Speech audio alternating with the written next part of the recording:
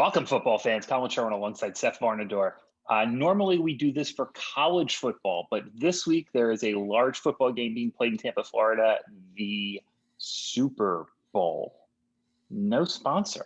I don't know how big this game can be because they don't have a title sponsor such as like the Bad Boy Mowers Gasparilla Bowl or the Mobile Cotton Bowl or whatever. But, it's apparently a big game. So there are some differences between college and professional football. The clock does not stop on first down. You have to get 2 feet down on a pass on the outside, and apparently the players are legally allowed to be paid. No McDonald's bags like in Tennessee. So we will do the best we can here with this one. Seth has pulled a bunch of film. We're going to take a look at the Chiefs and the Bucks against the spread and also pick out some props for you. Seth, what do you got here? All right, so I was able to pull some film from the first game the Bucks and Chiefs played Week 12. Just to kind of look at some things and then kind of grab some stuff from the Bucks game last week. And then I think there's some things from the Chiefs Super Bowl last year that may be relevant. So we'll start looking kind of at the Bucks offense and how they may attack the Chiefs defense and kind of what were the issues they had in the first game and what they did successfully.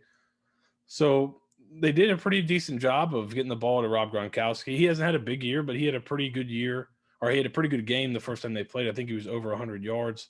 But what kind of part of that is you see here, Mike Evans is going to take the top off the defense, and they're going to use play action here to get the ball to Gronkowski on a deep crossing route. The Bucks have been running the ball a lot on early downs, so you'd think play action will be something that will be important for them. Here's something that gave them a lot of issues in the first game. Kansas City brought blitzes, but they would bring – basically 4 to a side, which is not uncommon. But what kept happening for the Bucks is that they didn't, you basically want to give these blitzers the longest possible path, right? So you're taught to protect inside. So the tackles continually jumped inside to pick up this blitzer and would leave a free rusher off the edge. And Brady's good in the pocket, but he doesn't have a ton of room there. So that's one early in the game. And you see another one later here that causes a pick. Same kind of look, and you'll get a better look from the back in a second.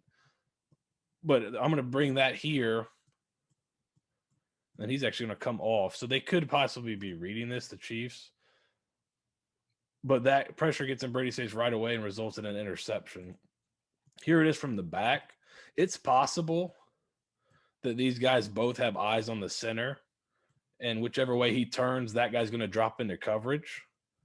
So right here, you see the center turns this way. So he's not, instead of him blitzing, he's going to drop. And now he sees the center is turned. So now he's going to blitz. He's in here because the center's turn. This tackle's got to take that. And then you leave that guy free off the edge. So this blitz this is kind of more, I think, kind of early stages of the game. It kind of gave the Bucks some problems. But then, outside, if you're going to blitz a lot, you're going to have outside man coverage. They missed a couple early. So you see that blitz, when they did pick it up, they didn't hit the shots deep. But later on in the game, and you'll see something similar here, right? You see something that last week they got a similar problem, right? Bring blitz, but now they got Mike Evans in the slot. He's able to beat man coverage. Again here, pass in the slot, you run them off with Evans, you can beat that coverage underneath. And then against the Chiefs, later in that same game, you see it looks like they're bringing pressure. You get man coverage. You win up top to Evans.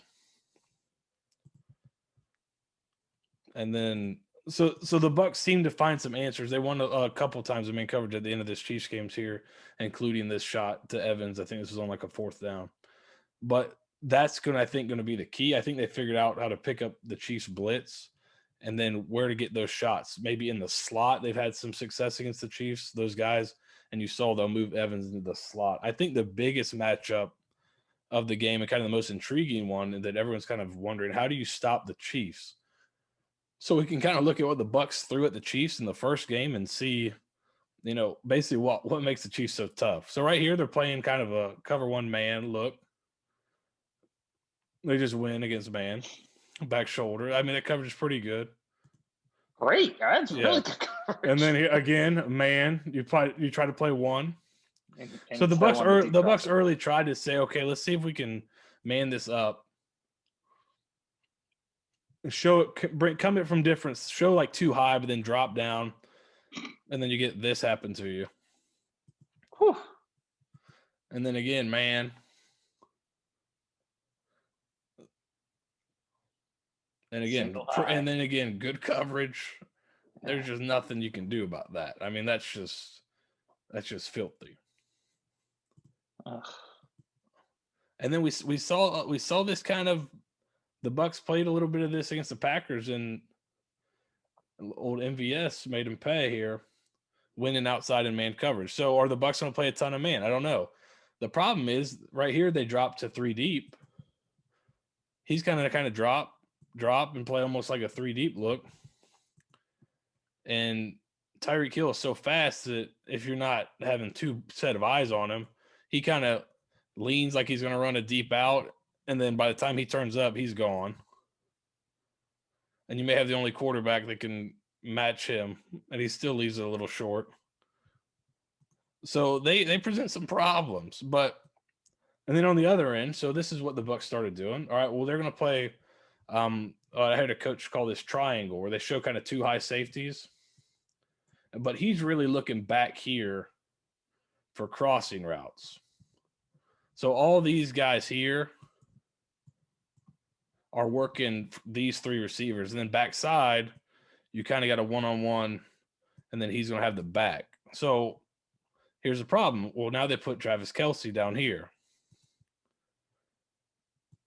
So you've got this. You see what we've got. We got a lot of bodies here, but now you got Kelce one-on-one. And he's not going to kill you over the top, but he's going to make plays. Then they start sprinkling this kind of RPO stuff right here, where I've got eyes on this guy. As soon as he makes a move, just whip it out the hill in the slot. And once you get him in open space, he's going to pick up chunks of yardage. And then again, they open the game with kind of an RPO look right here. I mean, this is kind of a really crazy one, because he's going to sit here. He's coming across here. He's might be running a flat route, and he's motioning across and running a wheel. And I'm not sure what he's reading, but I think if he thinks he can hit this in the hole, he can throw it. But this is just a really crazy design that, with the motion, everything. I think the underrated thing about Mahomes is he's a really good mental processor. He processes this stuff very quickly. So that's a crazy read. So they can do that kind of stuff. The Bucs try to do some where it's almost like a 3 safety look that you'll see sometimes in college. And this is kind of, you're going to have to try to keep stuff in front of you that way, and then rally and make tackles. And then Mahomes, you bring something, you show this right here, he drops out, and you bring a blitz from there. He's such a good mental processor that he knows, okay, there's the open guy. He's going to be right there, right where that blitzer came from, for an easy play. Now, this is something the Bucs started to do a little bit, and they also did this last week to Devontae Adams, where they're kind of bracketing Tyreek Hill wherever he is. So I got a guy outside, guy inside. But the problem is, if they put Kelce on the same side, he's one-on-one. So these are kind of the matchup problems they give you. But how can you beat that? Well, last year in the Super Bowl, the 49ers were able to kind of give Kansas City some problems early. Here is kind of, they're playing a man blitz on 3rd down. And they do a great job of getting over the top, but the pressure is getting to Mahomes there. While he's pretty good under pressure, it's hard to throw the ball with a man in your face, regardless of how good he is. He's pretty good in that pressure, but when you can bring the 4-man pressure, that's where it makes it tougher. Because if it's a blitz, now I got one-on-one matchups. Here, I can drop 7 guys into coverage and make him throw the ball in front of me. So right here, you see the 49ers getting pressure with just 4. Again, pressure with only 4, not having to blitz anybody. And then again here, pressure winning early. And this is without all the injuries up front. The Chiefs have a ton of injuries up front coming into the Super Bowl. They're playing a lot of backups. You see the Bucs here getting pressure against Green Bay with 4. Again, right here, backup left tackle. The Chiefs are breaking in a backup left tackle this week. Jason Pierre-Paul just abuses this guy. And I don't have to bring anybody extra. I don't have to. I can only rush 4. Here it is against the Chiefs. They got pressure a couple of times, playing a little game up front. Again, Jason Pierre-Paul gets in the face, causes what looks like an interception. They rule it out of bounds. So I think they ruled incomplete. But getting up in the face here, 4-man pressure, winning around the edge, and this was with the starting left tackle, causing a fumble. So that 4-man pressure. Now, if you bring it too hard, they'll pull one of these screens out on you. They're just really, really tough to stop. And then this is filthy. You play man, they roll it out. You got to play over the top because he can run by you, and then he breaks it off for a first down to end the game. But what you have to do is you have to make – it sounds easy, but you have to make somebody else beat you. So here, they got Hill and Kelsey on the same side, I think. Well, now I got basically 4 guys paying attention to those 2. And then you're basically going to have – that's going to be one-on-one with everybody else. You got to live with that, come up and make tackles. Here's another look at – you got Hill here. Eyes bracketing him. The middle linebacker was dropping here. He saw Mahomes' eyes come this way, so he came back. So you'd have 3 over Kelsey here. You got 2 over Hill. Make him drop it off to the flat, rally, and tackle. But here's you got to make sure you're sound because this is one the Bucs got lucky on. The safety's going to get eyes to Hill right away. And Mecole Hardman goes streaking down the field. Mahomes with a rare miss, kind of back behind him. That could have been an easy score. But you see the safety's paying a ton of attention, rotating the Hill. So you got to make sure you don't have any busts like that if you're going to try to do some of that bracketing.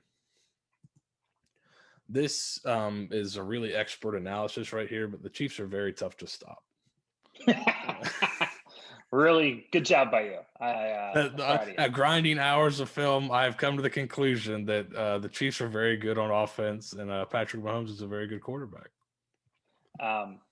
Tyreek Hill's ability to go across the middle, I think, is what just separates him because he just does it. It's just deep crossers, like a deep crosser. And then as soon as you take away the deep crosser, he just can break it off to the pylon. And he doesn't lose speed coming in and out of cuts.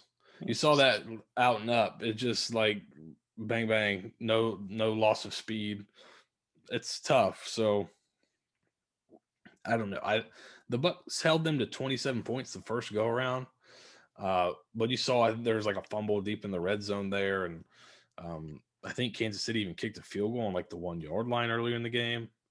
So the score may not quite have indicated how the game went, but I think the Bucs did figure some things out on offense. So it should be a interesting game to kind of see which way it goes. I'm with you. I can't wait to see what happens here. I think it's going to be a fun one. Bucs front 4 against Patrick Mahomes. I think it's the most interesting matchup of all of them. I think that's the key. That's right.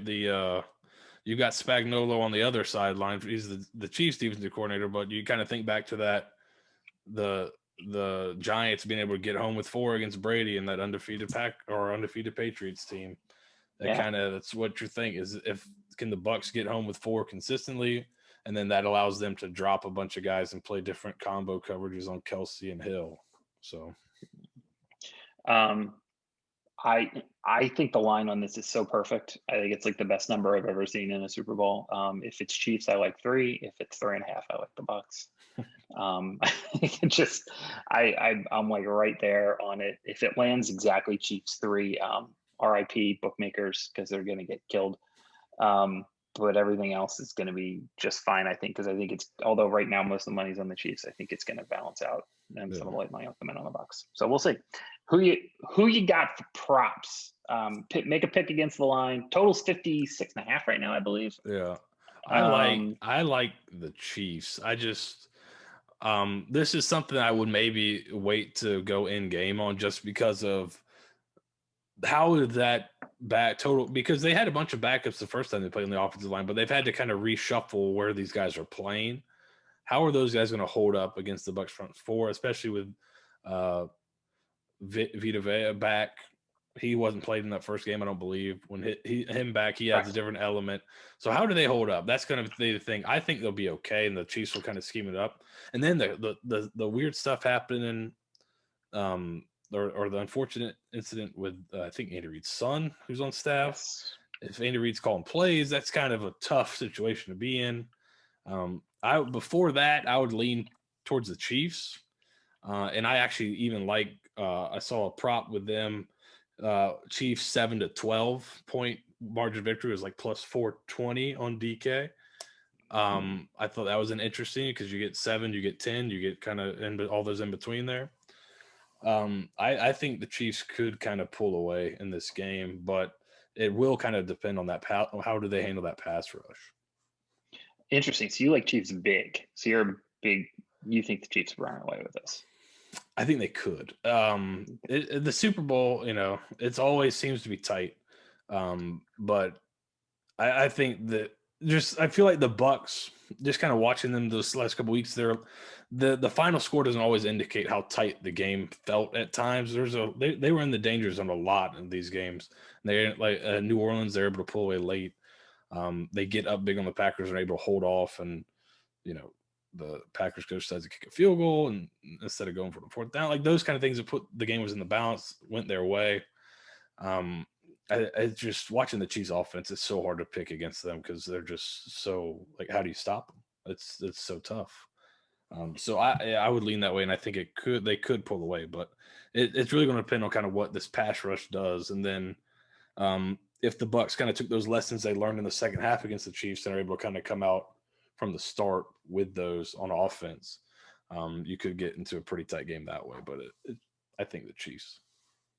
So give me some props. Like I think Mike Evans is just a matchup problem for the Chiefs. I think Tom Brady tends to rely in big games on tight end. Or I know he's not a tight end, but Mike Evans almost big body runs routes as a tight end. You know what I mean? I guess Gronk is out there, but the way that Brady throws the ball just sets up really well for a body like that. And Mike Evans 3 touchdowns is 20 plus 2,200. I kind of like it. It's just a flyer. Yeah. One I like that's kind of similar to that. And they have this they have this as a prop up right now.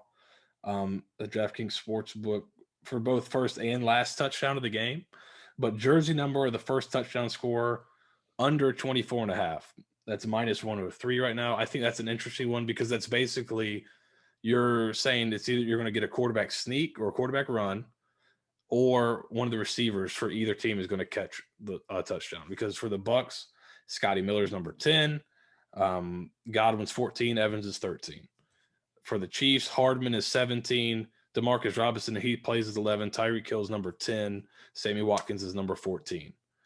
So on either side, you're just worried about the backs or the tight ends catching it. But with how much these teams throw the ball, I think there might be some value there.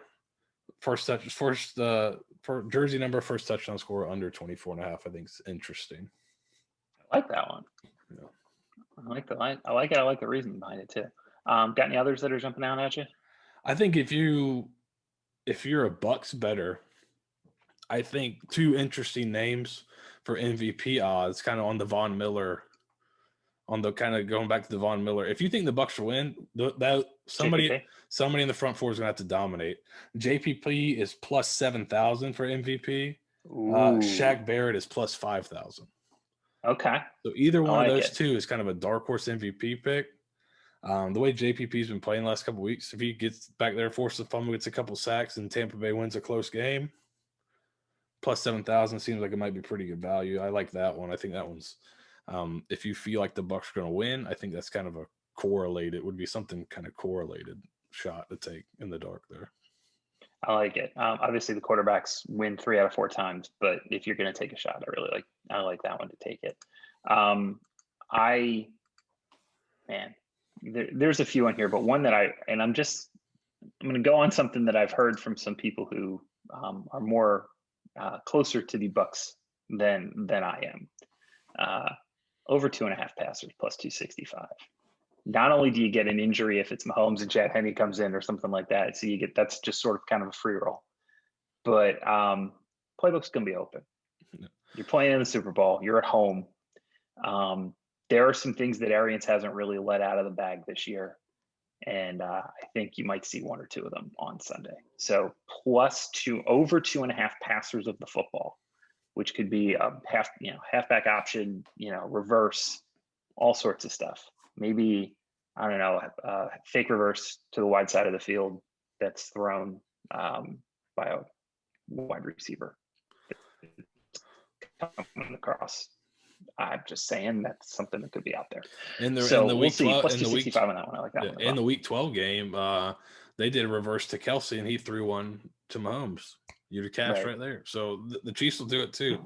I think that's an interesting one. And that's just to attempt to pass, right? You don't have to catch it. You just gotta throw it. So, I think that's an interesting one. Another one I thought was kind of interesting. It just seemed, now I haven't put a ton of thought into this, but just on first blush looking at it, I thought that seems interesting. Total coaches challenge over 1.5 is plus 220. Okay, so total challenges in all, not necessarily upheld. Just total coaches challenges over 1.5. I feel like in the Super Bowl, with all the cameras, they're gonna challenge. So so total challenges over 1.5 is plus 220 right now. I thought that's an interesting one. I think with everything, if it's tight, they're gonna challenge it. So. Especially with you're going to have there's 120 cameras on the field, 12 of them are in 4K. Yeah. So we'll see what happens there. All right, this was good. So apparently we're now professional football experts as well. We'll see after this game, I guess. we'll find out real quick. Yeah. Seth Varnadore, Collin, Sherwin. Hope y'all enjoyed it. Don't eat too many wings on Sunday, and enjoy the game.